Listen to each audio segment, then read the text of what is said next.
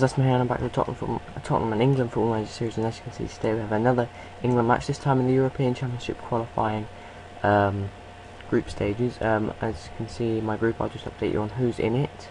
If we can, I believe we are, oh, I've forgotten, are we Group D? No, that's my Tottenham Champions League group. I really can't remember. Or if we just go to stages, it should come up with all groups, and then I can just go through it there.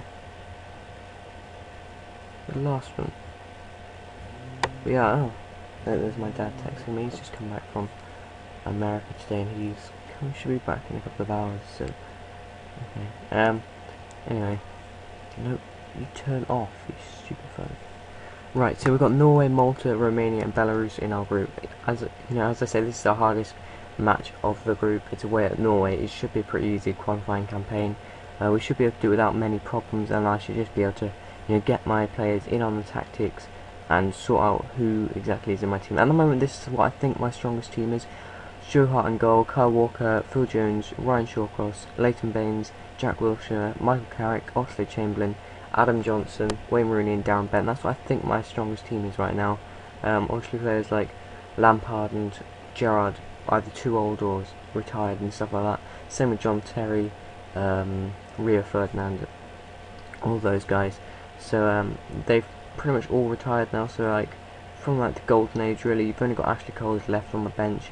And Rooney, I guess he was kind of in that, Euro 2004 onwards, but not quite, in that same era, if you like. Between Rooney and Gascoigne, between those two's debuts, there was the era of when all the players really start coming through, Ashley Cole and such players. Anyway, Norway have got a good team there. They've got players like Hangeland, Risa, Morten Pedersen out today, and is it Daniel Bratton? I'm not quite sure how to pronounce it, but yeah, Daniel. But he used to be quite a good player. Now I don't think he's that great. He's 32. And this guy, former Arsenal reserve player, he's okay. He plays for Gladbach in this. He's got some good stats. Obviously, he's quite a big player, I believe. 6'2", yeah, quite big. Obviously, if anyone ever played Football Manager 2008, which I'm sure most of you, or a lot of you have, he was an absolute beast on that. Yeah, and he was on loan at Salamanca the first season always, but I think he was normally. They just loan him out there, but yeah, he was an absolute tank on Football Manager 2008. Anyway, let's get straight into the match. It's been a bit of a long introduction to the match. Let's just get straight into it. Drogba can do that. Obviously, my assistant at Tottenham and England. Always nice to have the same assistant at club as country. And in we go. So this should be a game we win, and it's lagging a tiny bit already. Fantastic. It shouldn't always lag. It shouldn't do. Sometimes, if you're new to this, I've had a couple, about 5-10 new subscribers recently. If you are new to the series, sometimes it decides to lag at the start of the game, but it will go away, or it should do. It has done every time it's done it before. The lag's not too bad. It's not as bad as it has been. Normally it needs about 10 minutes in match time, 10 to 20 minute match time. Gameplay minutes to actually get into the game a bit. Wilshere whips it in, and Carrick with the header to score and put us 1-0 up. And I was just about to say, despite scoring, we dropped down to 4th. That was just something that happened because I guess some other result had been happening. Some other result had changed, and yeah, but we're in first in the group now, which is good. It's it's what we expect come the end of it. So starting it in this position, we probably shouldn't lose it. If I lose any games in the qualifying, I'm going to be relatively disappointed. That's not saying these teams are bad, and especially away at Norway, a 2-1 loss or something like that, a narrow loss, it wouldn't be the end of the world. But I'd be disappointed because obviously this is our first game of the qualifying campaign. Also away at Romania, I wouldn't mind a draw. A loss would be just too far though for me. Because Romania are a good team, but they're Norway like the only team who you'd expect to see at the Euros, apart from England, of course, which is us. So really, we should be beating anyone else, and really beating Norway as well if we're going to be trying to win it. This is our first real test since joining England. We had Saudi Arabia and Peru. Saudi Arabia away. Oh, Ben should have scored there. Saudi Arabia away, and when you won that, was that 4-0? I know the home game against Peru was 4-0, but Saudi Arabia away, I have a feeling it was 4-5-0. I can't quite remember now. But yeah, we have got obviously this game, which is a bit more of a test. We do have games against Germany and Scotland away as well. I know Scotland aren't exactly the best team, but it is a big game.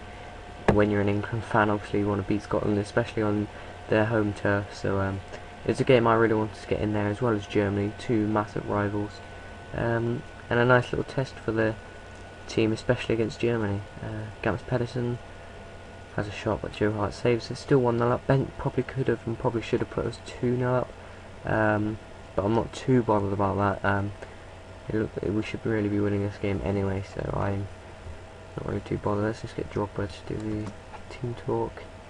As you can see, the way I go about my stuff is I don't actually do a lot of the work. I get my assistant to do a lot of it. You know, my assistant does a lot of the. I do all the tactics and stuff and all of that, but my assistant does a lot of the team talks. Not all of them. You know, big games I will do them. And that's 2-0. Will it count though? It looks like there could have been a bit of shoving around. No, it's going to count. That's good. Shawcross gets his first goal for England. We're back in first in the group. You know, that's why I whipped them into the near post. And you've got players, players like Shawcross at the near post. There's always a chance he's going to head it in, even if Hankland is there. He's got the, you know, all he has to do is get a flick on, whereas Hankland actually has to put some real effort in to try and get it away, or he's gonna possibly score an own goal. I can't really pronounce a lot of these Norwegian names. There are some like Morten Gams Pedersen, obviously everyone knows who he is, everyone can pronounce him, and John Arne Riise and Hankland, but there's some like that one that just popped up at the bottom, Ranagisen Nishu, I don't know. Baines Nordveit, I can pronounce that. I think that's how you say it, Nordveit, or is it just Norvite? I'm not sure. El Abdelawi. I do know who that is. I just can never pronounce his name. El Abdelawi, I think is how you say it. I think I know who he is. Anyway, is he the one who played for Ajax? Was it? I can't remember now. Riise with a throw in. Still only one. Oh no, we're 2-0 now. Of course. I was about to say Hart. Walker heads away. Oxlade Chamberlain looks like he's picked up some kind of knock. He's just sitting still here. Might as well get him off now. Get Scott Sinclair on.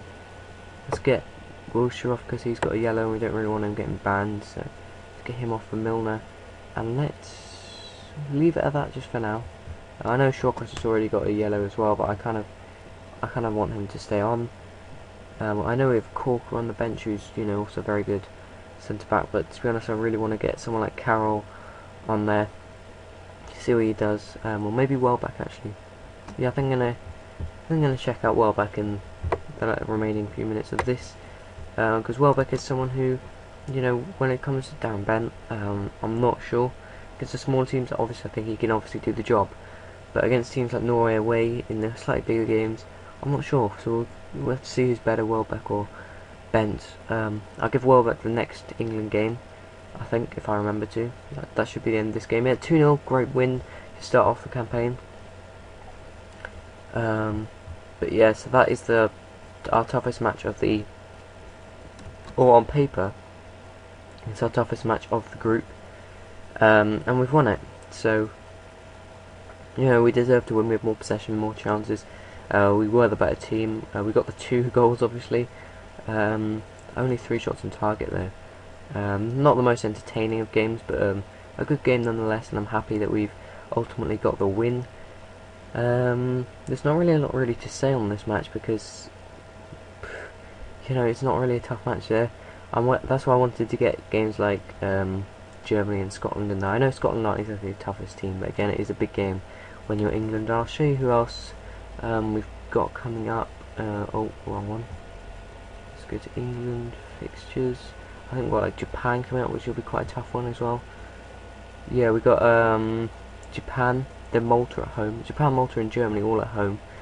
I didn't want to throw in a Germany away match just yet because I think that might be a, not a step too far. I just don't want to lose too early on. I wanted to test my team quite early on, so I got Germany at home. We've got Scotland away, but then this. Do we actually have any other spots? No, we don't have any other friendly spots, or we do, but they are unavailable for some strange reason. But yeah, so we've got like, after Scotland, the rest of the year is just, they should all be really, we should be winning all of them really. So it's a relatively easy second year. The first year, obviously, well, first year of my job, 2014 was quite a tough one, because as England they had, well, before I joined, Russia, Colombia, some Brazilian club which they actually destroyed. But in the group stages, Uruguay and Ghana had pretty tough matches, and then Jamaica relatively easy. Mexico, which they actually lost to, and then obviously Germany and Japan as well. So there's quite a few tough teams. Whereas in 2015, it's just really we should be winning them all. Let's just quickly go through all of these. Ayew did get a couple of goals in his last match. Let's see what he's doing now. Oh, it's Jordan Ayew. Okay, well, I don't care then. Let's actually do this at press conference. I think I'll do the England ones. I'm really passionate. Oh, that was Wayne Rooney's 100th cap. Just shows how much of an impact he has on football in this country. You don't think you can overestimate his influence. Wayne is a great player in our nation. I'm very lucky to have him. A goal for Ryan Shawcross. Great moment for him. He was pretty good in that match, and that is it. Literally, the press conference done. Let's just take a quick look at. Here we go. I just want to take a quick look at this. So, obviously, you can see the stuff. If you are new to my channel and this series in particular, you will see exactly how I run. I don't go to any really of the media things. I sometimes comment on players and such stuff like that, but I never go to any press conferences, or I very rarely do. Squad discipline, that's because I don't always find them. Sometimes I find them, so I guess that's why it's not all the way at the top, all the way at the bottom. I'm quite balanced on that. Loyalty to players, I guess I don't really give players too much of a chance. I have very high expectations. That's why that's quite low. Domestic player bias, I'm not quite sure what that's for. I don't know what that really means. Is that just like in international football when if I'm picking my own players? Because I tend to pick quite a few players who aren't really necessarily my own, and leave out players like Klein, Richardson, Kelly, for example. Hands-on approach, obviously that and tactical consistency are quite high, about halfway between middle and high, so I'm pretty happy with that. And financial control, how this is top I don't know, because I basically am I'm basically like I am the meaning of inflated prices. I'll sell players, I'll get a lot of money for players like Lucas. I got 20 million for, and how much did I bring him in for? I think it was about 20 million as well, actually. 15 million exactly. So I made a profit on Lucas and got a good season out of him. So I'm very good at, I don't know, what I do is literally, I'll show you now. I won't actually press confirm, but let's go to like Martin Kelly or someone who doesn't really matter, just in case I do press confirm. So he's worth about 7.25. What I'll do is I'll go, okay, I see that, but I reckon if anyone's interested, even if they're not sometimes, and I'll offer a bit more. I'll ask for a bit more and say 13 million maybe, and obviously do make offer, not withdraw. And that's how I normally get my players to sell for quite a bit. I mean, Leighton Baines I offered away for 20 million, and they just came in. Sometimes they don't come in with the full price, like Kolarov I asked for 15, they came in with 12, and I was like, okay, that's fair enough. Same with this guy, I asked for 12 and they came in with 10, so I'm like, yeah, well that's a big offer. There's still more than what he was worth, so I was pretty happy. And then when it comes to signing players, the reason I've spent 310 million, I've done it all over 48 months. I've done that for literally my whole career. I mean, look, this season I've spent 310 million, last season it was 251, the season before that it's 218 million, so as you can see I do a lot of deals and stuff. I really like that. But anyway, team meeting, it's been par for the course so far. You've not been doing badly at all, but let's kick on now and make some memorable qualification. Yeah, we've already got some nice overall morale changes, and none's gone down, so let's ask the room. He's right, let's make this is tournament to remember. Ask the room again. Good to know everyone's on the same page here. So it looks like, you know, everyone's pretty happy and pretty, you know, just agree with everyone really. We've got a great morale in the camp we can use. Yeah, so that's obviously a very good team meeting. 2 players reacted well, none badly, you know. I'm not too bothered about how many are reacting well, as long as they're not reacting badly. And if they do get a bit of a morale boost, that's good. In general, the others will be more focused though, as well. Well, they should be, that's what it would be in real life, even if their morale doesn't get boosted. Quickly before I end the episode, which is been quite a long one, obviously, Welbeck, I'm gonna get one of my, I'm gonna get one of my club scouts to just go over his next 3 matches and national team. Let's get Gary Neville, because he's a Man United fan. He'll enjoy going and watching the Man United game of Danny Welbeck. So obviously he's got good pace, good strength, decent finishing, and decent dribbling, and he looks an alright player. But I think Ben maybe just that little bit better. I'm really not sure otherwise too. So tell me who you've had best experiences with, Welbeck or Ben, if you have had them. Even if you've been England manager, who have you picked as players in general, and also tell me how your whatever club you're at, how your save is doing, or how some of your saves are doing, or whatever. As I really enjoy reading that. And if you have any questions to ask on who to sign or anything like that, I'd again be very happy to suggest someone. But thank you for watching. Please leave a like if you have enjoyed the video, and of course subscribe if you haven't already. And I'll see you next one. Thank you and goodbye.